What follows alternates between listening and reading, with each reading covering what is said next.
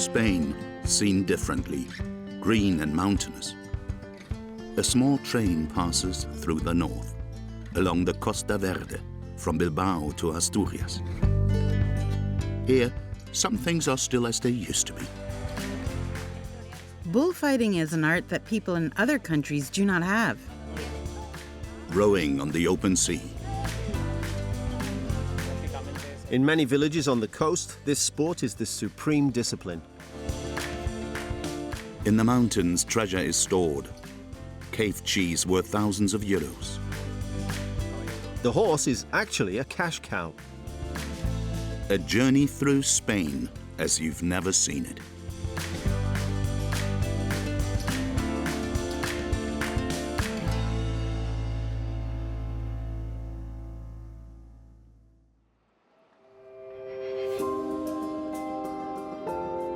Life stirs around 7:30 in the morning. In the industrial metropolis of Bilbao, the pulse of the big city slowly picks up its pace. In the middle of it all, a train station suspended in time. Juanjo Olaizola is director of the Basque Railway Museum and, of course, travels by train. The train from Bilbao to Santander has been starting here for a good 125 years. Back then, the train was a sensation. Today, people mostly take the new highway to make this journey. But if you don't have to be so particular about time, you'll be happy to take the train operated by the state-owned FEV. Sure, we live in the 21st century, but this railroad still makes you feel a bit like you're traveling in the 19th century.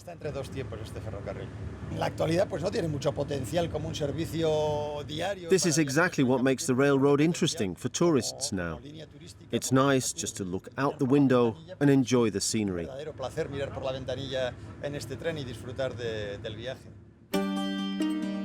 The FEV needs a full 3 hours for the first almost 100 kilometers to Santander. The track was not built directly on the coastline, but in the hinterland, for cost reasons.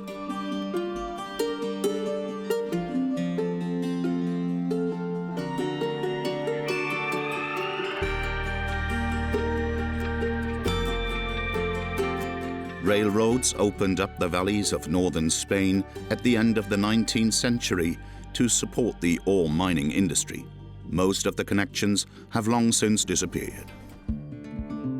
But in the Railroad Museum, the memory is kept alive. Juanjo Olaizola, the director of the Railroad Museum, has his big adventure playground here.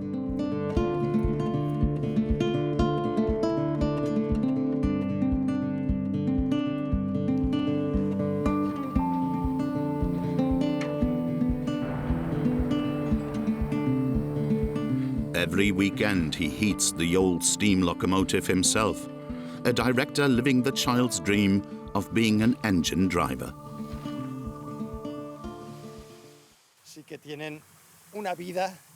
This old locomotive has, of course, quite different peculiarities than modern locomotives. You have to keep her happy all the time, pay attention to what she needs.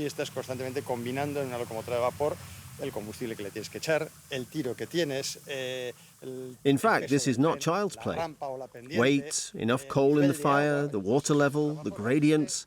It's not an impossible feat, but it's always a challenge.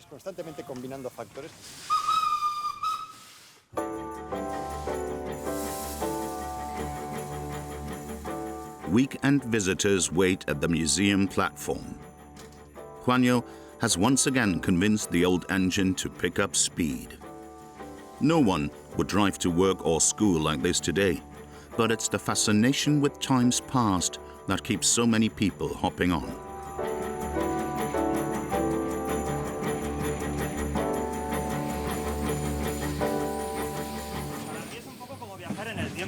It's a bit like time travel for me, back to a time before I was alive, and it's family history. That's what my tattoo shows. I'm a railroad man, just like my father and grandfather before me. Our family lives for trains. Venimos toda la familia del tren.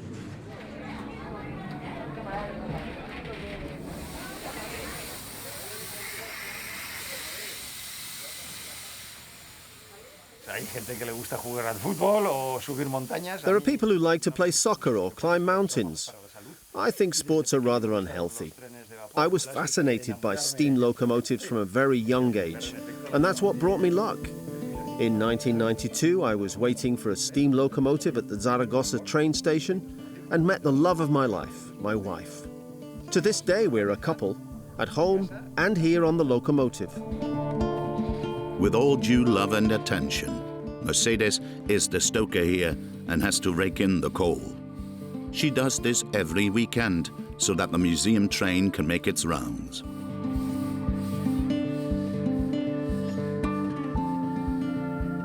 Juanjo keeps the old locomotive happy. Water and pressure in relation to the gradient, okay. Mercedes is satisfied. And that's a good thing, because with a steam locomotive, it's like in a relationship. There is a constant danger of explosion. But at least with the locomotive, you can simply turn a few screws. The most important thing is that there is always water up here in the pipe. The water level must not be higher or lower. If the stoker doesn't feed the fire enough and the water level drops, the locomotive boiler can explode, which would be quite unpleasant and dangerous, of course.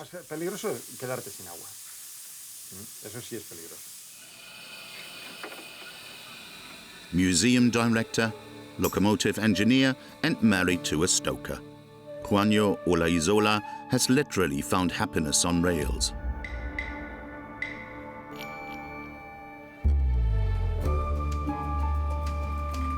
Meanwhile, the fervour leaves valleys and mountains behind and now reaches the Atlantic coast.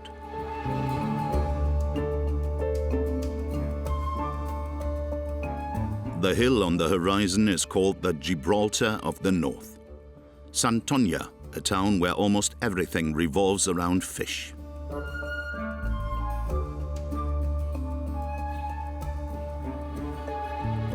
To be precise, anchovies and cans. Supposedly, the best canned food in the world comes from here.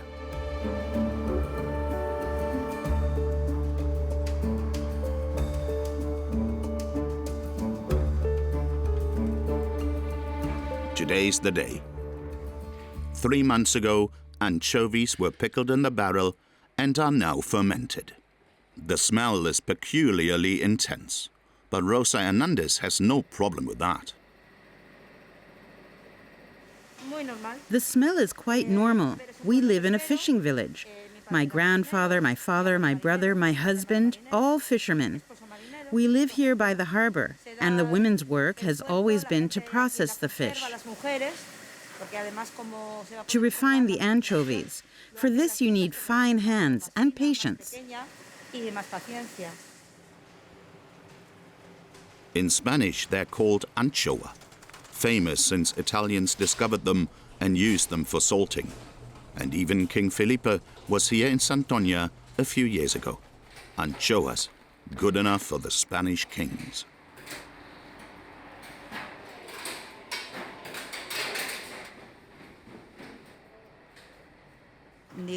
We call these little fish our blue gold. The ones with the bluish fillets are a particularly fine kind from here. Therefore, blue gold. The fishermen are always happy when they catch this kind because it brings real money to the factories and home.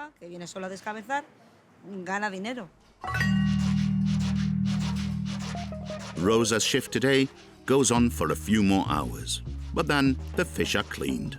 Once a year, the factory shuts down for a while. Because in Santoña, the fiesta begins, always in September.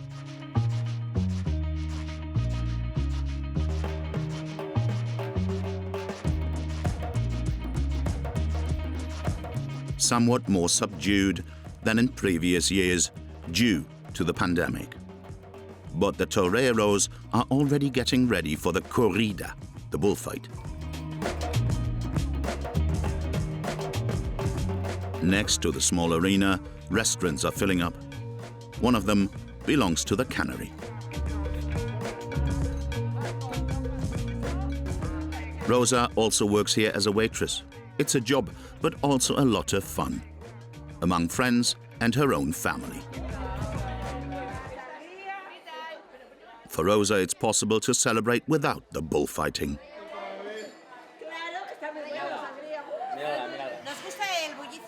We like the festival itself.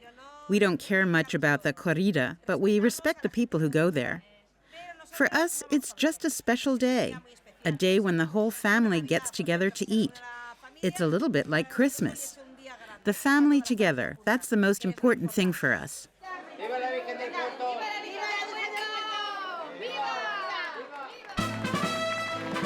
Nearby, the corrida begins.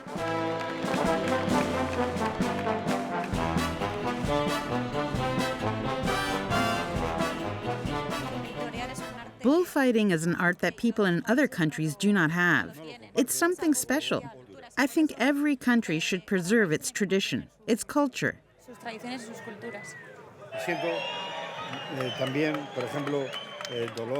Sure, I do feel pity for the bull, but on the other hand, that's exactly what it was raised for.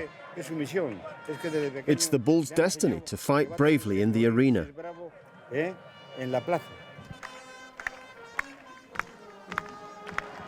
It's a drama in 3 acts. The fans, the aficionados, think the toro has it far better than those of its kind consigned to factory farming. But it almost never ends well for the bull.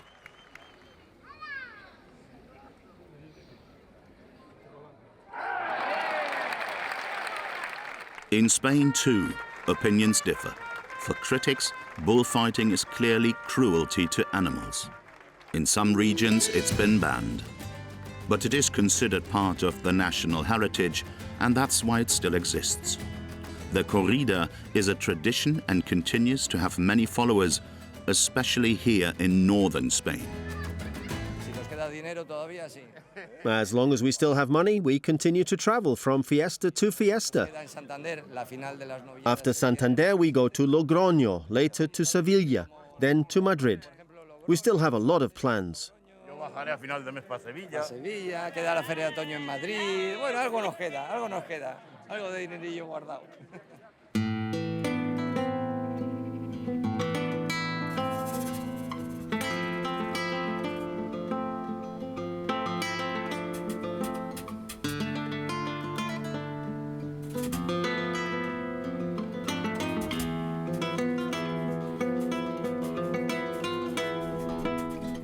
The very next morning, the aficionados board the ferry on their good-humored way to the next spectacle.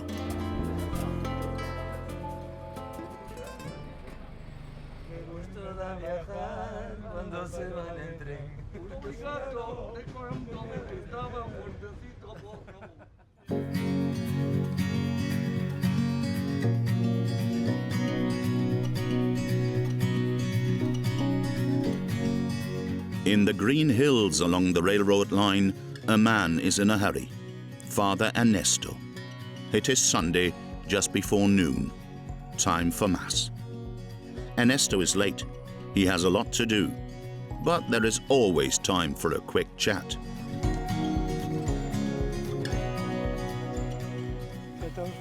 How are you, pilgrims? The pilgrims are doing well. Originally, they are from Brazil and from Madrid, but now they live in Germany. It's a beautiful day for hiking. I wish you a good trip. Ernesto's church in Barreiro is located on the way of St. James. Now it's already 12 o'clock, and Ernesto is needed.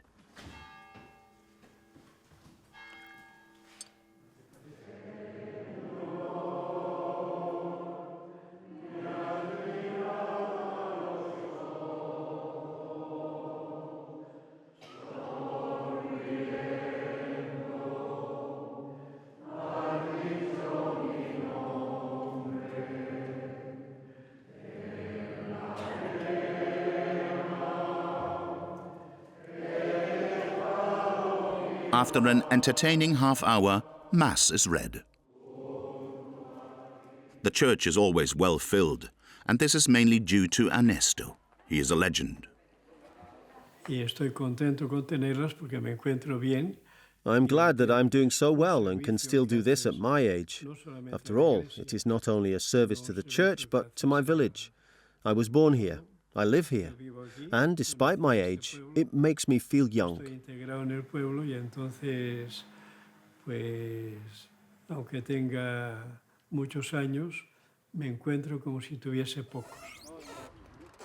And on it goes. In the neighboring village, Mass still has to be read and a child baptized.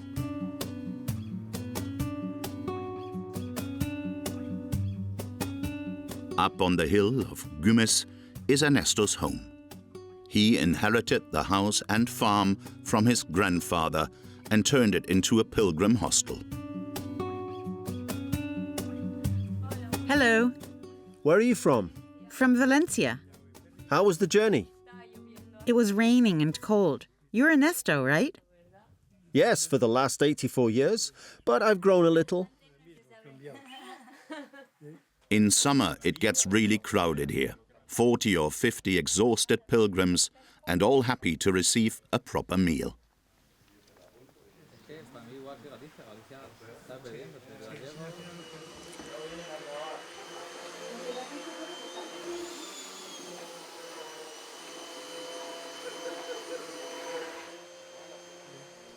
The pilgrims have to share one room with Ernesto's most loyal friend, his Land Rover. Unfortunately, after an accident, it is no longer as fit as Ernesto himself. I have a very special relationship with him. He is 46 years old, and we have traveled and worked together in 38 countries, covering more than 700,000 kilometers. I think it's the greatest Land Rover in Spain, with all we've been through together. Más importante de España, por esas tres características de años, de viajes y sobre todo de trabajos. Ernesto documented his missionary trips through photography. More than 80,000 slides, an eventful working life, and he also has his own history with the railroad, the Fèvre.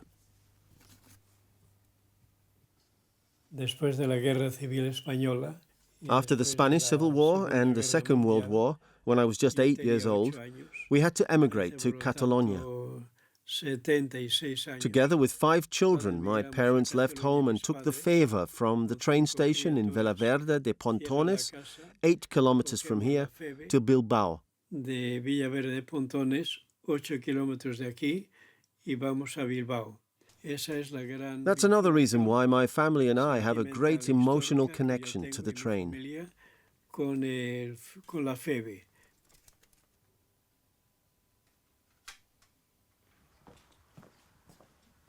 During the Franco dictatorship, Ernesto's family suffered from hunger. Only years later was he able to return. That was a long time ago. Today, he has to go again. A mass, maybe a funeral. There's always something. The Fèvre travels as ever through Cantabria in northern Spain, an area that, despite its beauty, has been spared from mass tourism.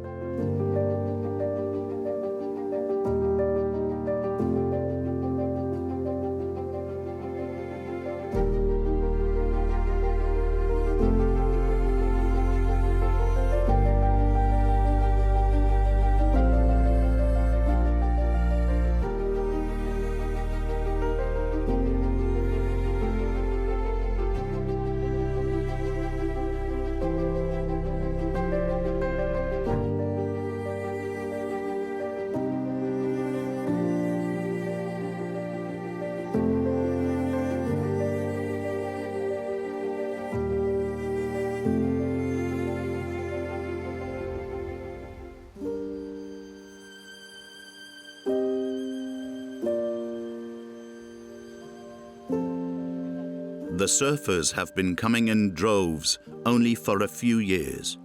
Traditionally, There's another water sport here, the trenera. The sport originated among fishermen. Whoever first brought the catch to port or arrived out at sea to the merchant ships earned the most. Joseba Fernandez is standing on the dinghy. He coaches the Pedreña rowing club. Tomorrow is the most important competition of the year. Not strenuous training today, but there's still a bit missing for tomorrow if we want to reach the final.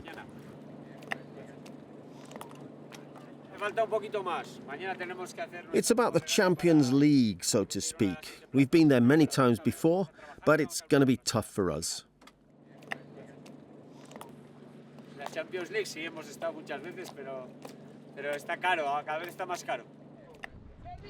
The patron, the helmsman, gives the commands. The coach looks on critically, and the boys literally have to put their backs into it.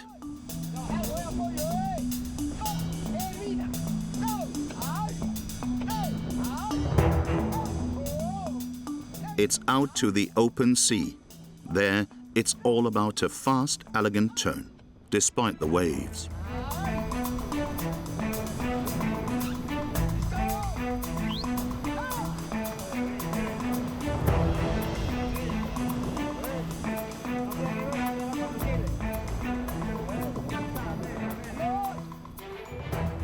It worked well in training, and tomorrow?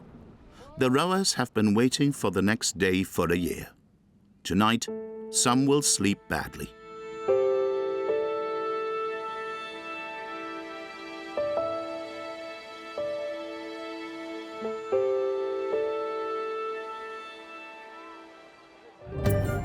La Concha is the name of the famous beach on San Sebastián. This is also the name of the regatta Bandera de la Concha, which is a popular festival lasting several days. Rowers from 24 villages have been allowed to travel to the playoffs.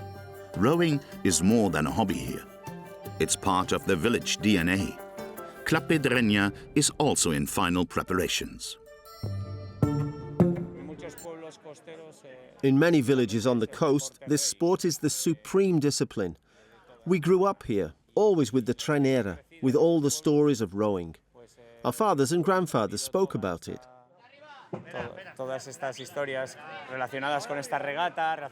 It is a tradition that is passed down from generation to generation. Joseba gives the patron final instructions for a perfect turn in today's weather conditions. To the layman, the weather looks harmless.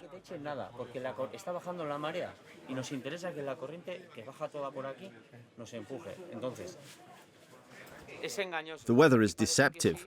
Here on the beach, everything looks calm, but out there, the waves have real power, and you have to go far out.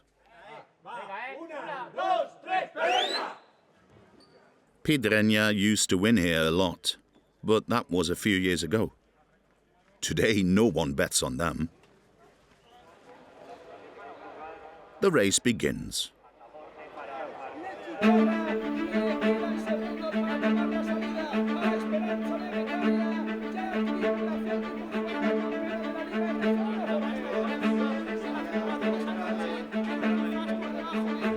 Things are going quite well, until the turnaround.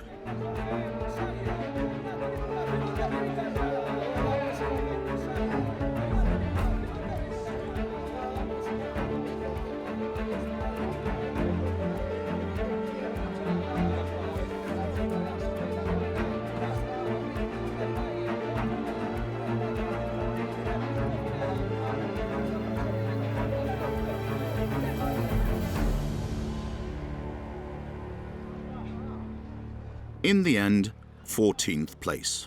Not enough to reach the finals. Not for the Champions League of Treneras. Next year, they will try again.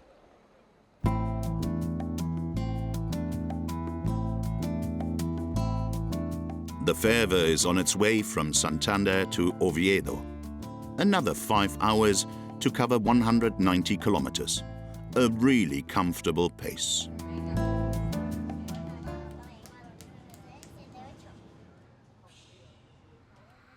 But it suits this region of Spain, the north, which, protected by the mountains of the Cordillera Cantabrica, has always ticked differently than the south of the country.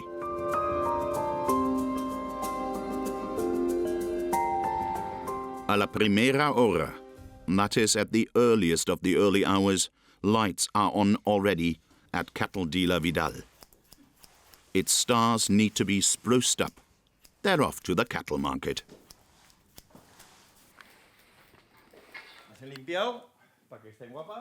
We clean them up so that they are really beautiful.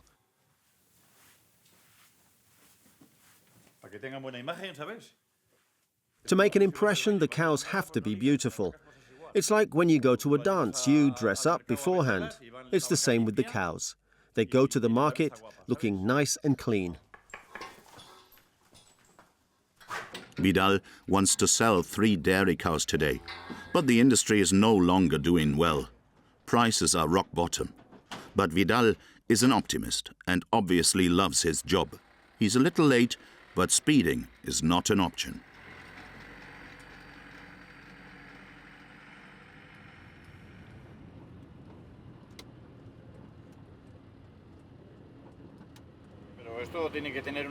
I have to drive nice and slowly. I want the cows to arrive safe and sound. I have to think about what I'm transporting here. It's not like driving a fruit truck. The fruit can't get sick. The fervour also stops him, but then he reaches the cattle market. Not just any old cattle market, but the Mercado Nacional de Ganados de Torrelavega, a holdover from the megalomaniacal Franco era.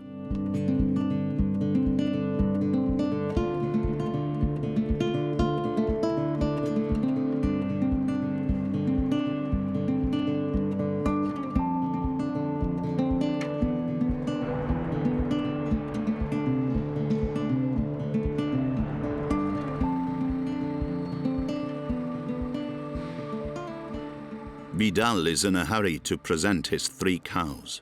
A customer, also a trader, is already waiting. The hairdresser's work has paid off. The man in the brown smock doesn't flinch long and buys the cow for a tidy price on a handshake. Around it stand the witnesses.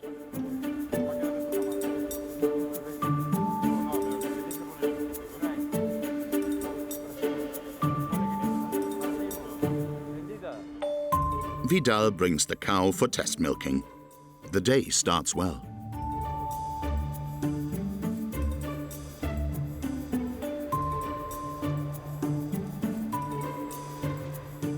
But then come the next interested parties for cow number 2. They want to impose a hard price on him.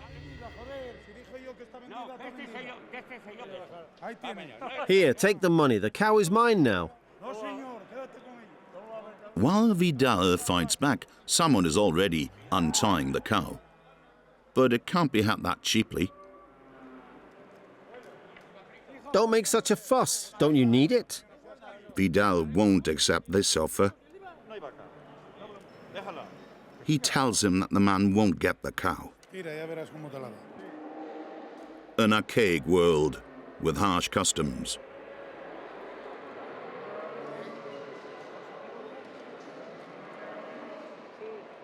Vidal is lucky today. The nice buyer of cow 1 has also bought number 2 at a fair price. Now it goes to the loading.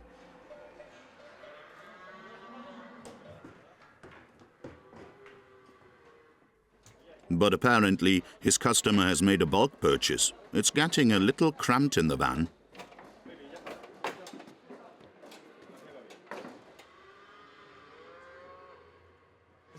It's hard work, he says. You have to get up early. That's probably true. But he likes doing it. And as they say, if you like doing something, it's easier. Close to the cattle market, the fervour sets course for the Picos de Europa, the high mountains that stand directly on the Atlantic beach, so to speak. The train jerks along at 30 to 40 kilometers here. Better than running.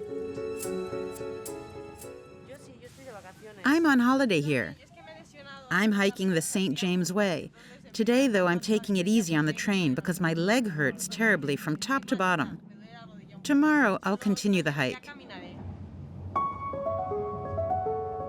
The tired hiker has chosen a particularly beautiful section of the route. This part of the Costa Verde coast is also called Costa Esmeralda because of the emerald-colored water.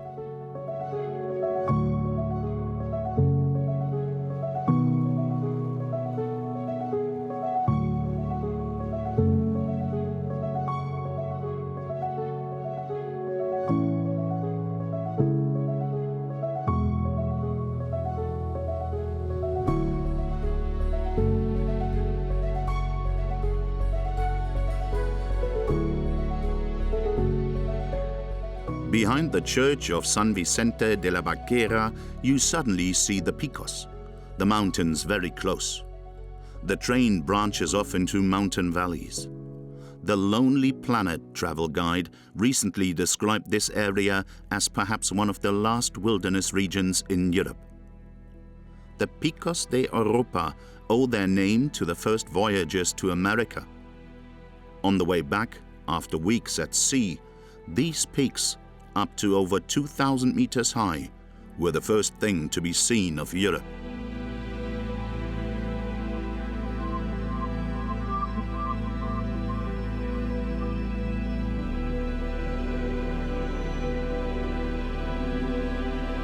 Quite high up, in the village of Caín, Enrique Menendez and his colleague have a difficult day ahead of them. The water canal, which runs a good 9 kilometers from here down into the valley, needs to be cleaned. Up here, water from the Cares River is normally dammed and fed into the canal. From the control center, they want to open the dam so that the channel goes dry. And then comes the hour of the high visibility vests. Enrique presses the button inside and the dam wall outside opens. The water of the Cares now flows unchecked into its natural bed, down into the gorge. So far, everything seems to be working.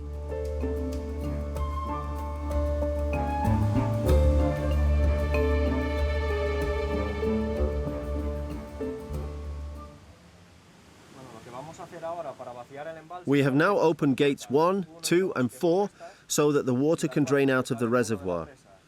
We close gate 5, 300 meters further back, so that the guys can work there.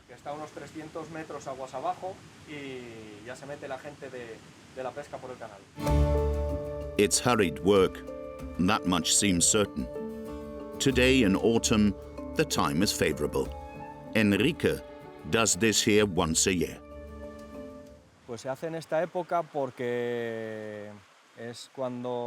We always do it at this time of year because the river has the least water then, and because there are fewer hikers around.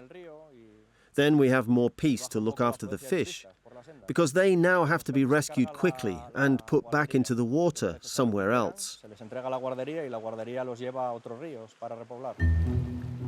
The small reservoir has gone dry. The mountains are a national park and every animal is under strict protection. So any trout that would end up dry here must be collected and released elsewhere. And that goes for the whole 9 kilometers of the canal as it travels through the mountains here above the river. For this purpose, more than 100 years ago, this footpath was created next to the channel to make inspection possible. Only once the fish have been removed, do the cleaning machines come.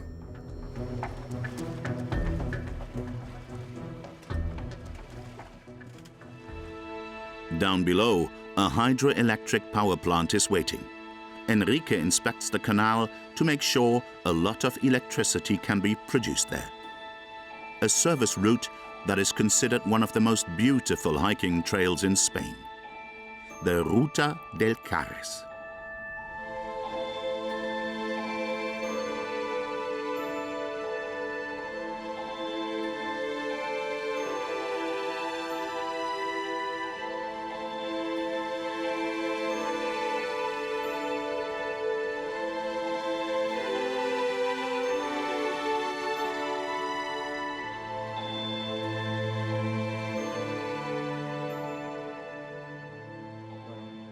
You have to be clear about where you are working here. It's important to take care of nature, but even more, you have to treat it respectfully. Of course, we have to take care of the fish and put them back into the river alive. And the hydropower we use here generates clean energy. That's why we need the canal. And it blends in beautifully with the landscape.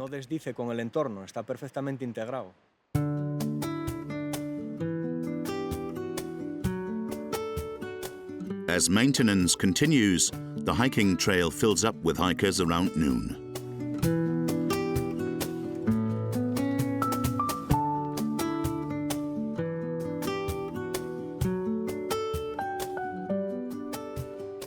Inside the mountain, the fish rescuers are on the last meters. After 5 or 6 hours, they have completed all 9 kilometers. But they are slowly losing patience. The generator produces an electrical charge that stuns the fish for a split second. At the moment of immobility, down come the landing nets. Then off they go to join the others, to be released again in the river.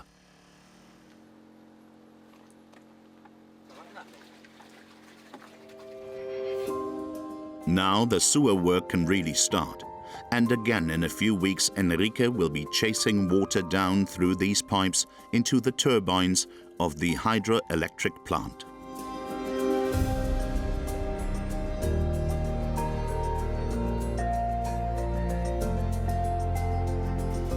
Up here in the Picos de Europa, Spain looks a bit like Switzerland.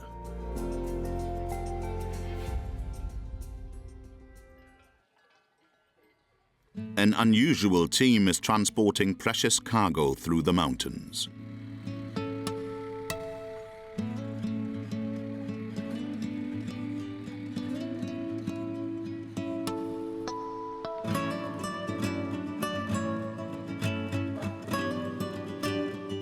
Jorge González has had a very special job for a few years now. Before that, I was a bus driver and also a truck driver, traveling all over Spain. But that has nothing to do with what I'm doing here now.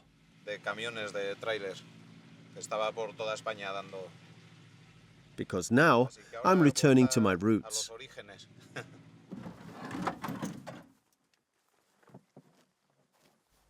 With his helper Boya, Jorge prepares the horse to transport a treasure. The famous queso de cabrales, the specialty of the region, produced down in the valley. But the cheese has to be refined up here in the mountains. For this, the 4 of them hike an arduous path almost every day to a secret cave, of which there are dozens up here.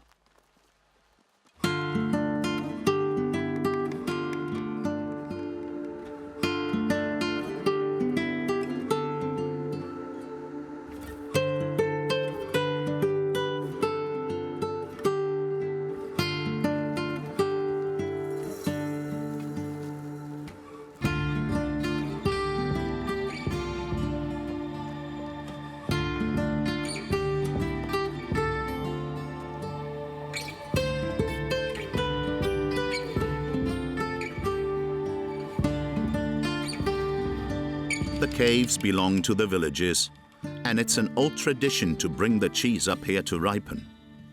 You can literally follow your nose to the cave's entrance.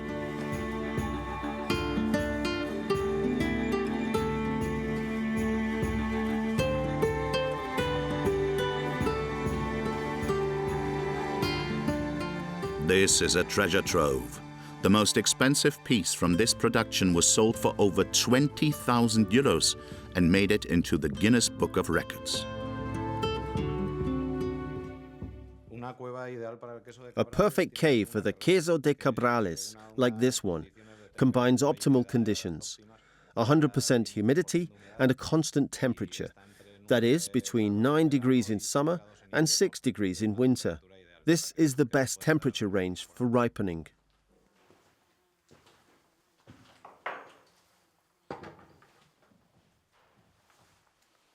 Jorge washes the cheese to prepare it for the next ripening stage.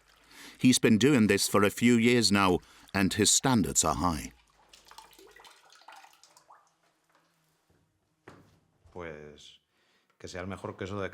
We want to make the best cabrales ever here, every year, the way our customers appreciate it. No two cheeses are the same. They are natural products made from raw milk, and they always develop a little differently. And we want to take them all in the same good direction. That's the challenge. Even those who like cheese must first learn to like a cabrales. It is strong, pungent, sweet, and its smell really takes some getting used to. But Jorge's cheese is a fine product for which connoisseurs sometimes pay a lot of money.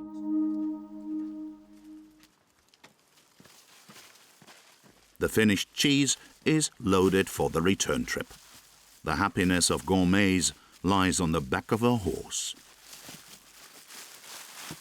The horse is actually a cash cow. It is a valuable animal for us anyway, but with its load, it's really valuable.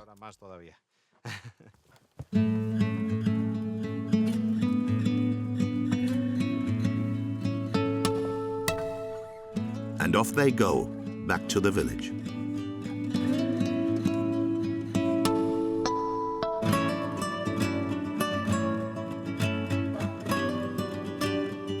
Jorge is still learning his craft.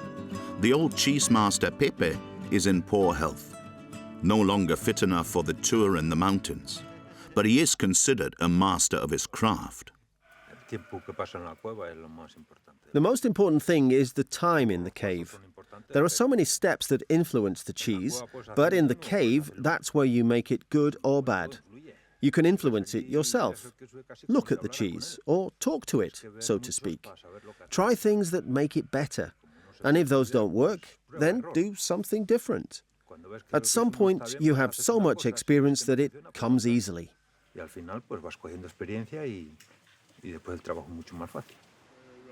Pepe seems to have found the right successor in Jorge.